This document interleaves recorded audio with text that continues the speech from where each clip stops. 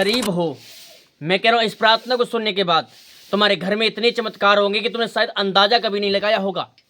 एक गरीब भाई की प्रार्थना से परमेश्वर ने कितना बड़ा चमत्कार किया। एक गरीब दादाजी की प्रार्थना से परमेश्वर ने बड़े बड़े मिराकल किए। एक धर्मी जन की प्रार्थना से परमेश्वर कितने बड़े बड़े चमत्कार करता है, शायद आपने अंदाजा नहीं लगाया है। अगर आप अंदाजा लगा लेंगे तो आपको मालूम पड़े एक धर्मी जन की प्रार्थना में। हमारी मिनिस्ट्री का नाम है प्रोफेटिक मिनिस्ट्री। अगर कोई हमारी मिनिस्ट्री के अंदर दान दशमांश ऑफरिंग परमेश्वर के कामों के लिए भेजना चाहे तो भेज सकता है। आप जो स्क्रीन के ऊपर जो नंबर आपके सामने चल रहे हैं, आप ये फोन पे जो नंबर देख रहे हैं, गूगल पे आप हमारी मिनिस्ट्री के अंदर हेल्प कर सकते हैं। फोन पे पेटीएम कार्ड पर, इन तीनों नंबर, तीनों चीजों पर आप हमारी मिनिस्ट्री में हेल्प कर सकते हैं। और आप नीचे जो बैंक अकाउंट नंबर देख रहे हैं, आप उससे भी आप हमारी मिनिस्ट्री में परमेश्वर के कामों के लिए हेल्प कर सकते हैं। और ऊपर जो आप हमारा कॉन्टेक्ट नंबर, मोबाइल नंबर देख रहे हैं, उससे भी आप हमारी मिनिस्ट्री के अंदर परमेश्वर के कामों के लिए ऑफरिंग दान दशमांश भेज सकते हैं। और दोस्तों, जो आप देख रहे हैं स्क्रीन के ऊपर आपके सामने क्यूआर कोड लगा हुआ है।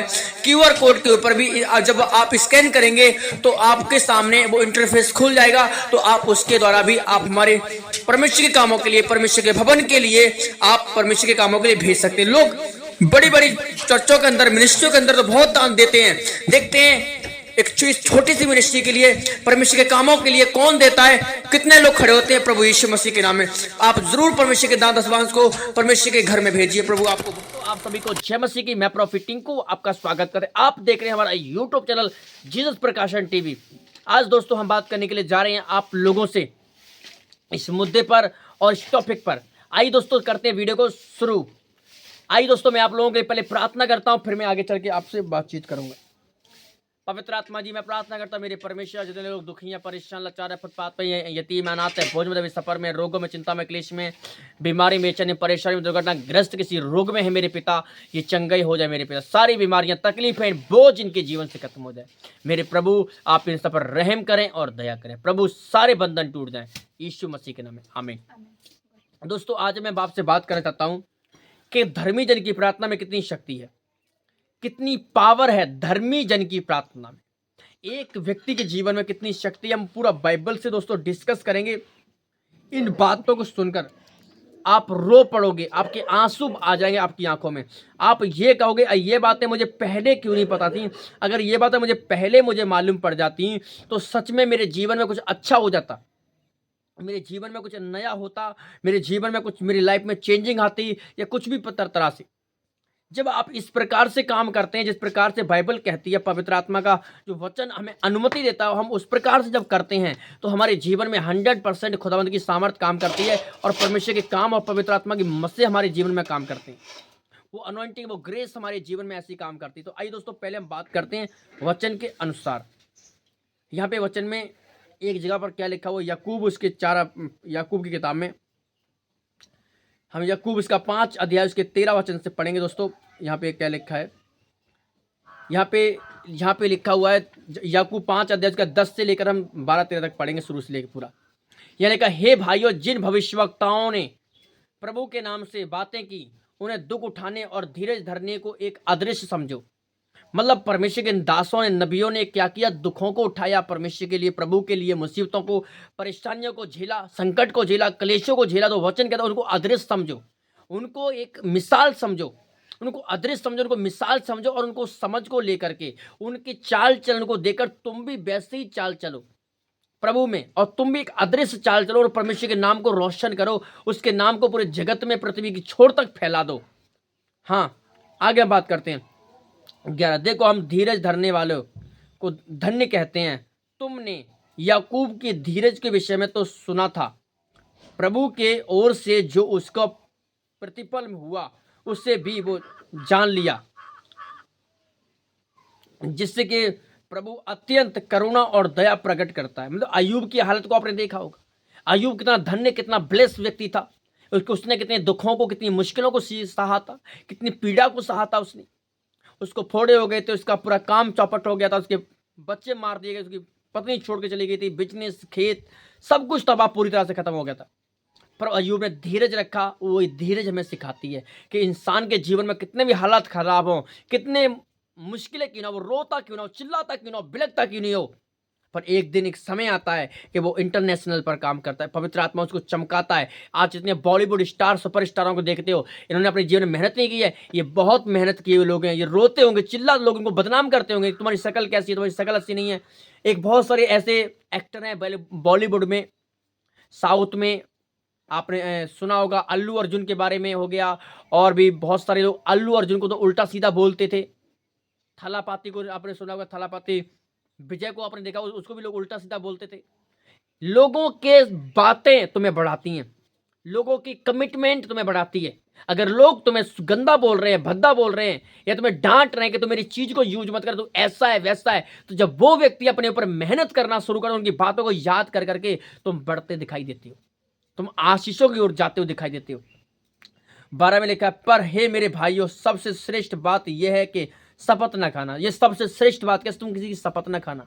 किसी की शपथ का मतलब कसम मत खाना, किसी के सर पे हाथ रख करके किसी को श्राप न देना, स्वर्ग और ना पृथ्वी की, न किसी वस्तु पर।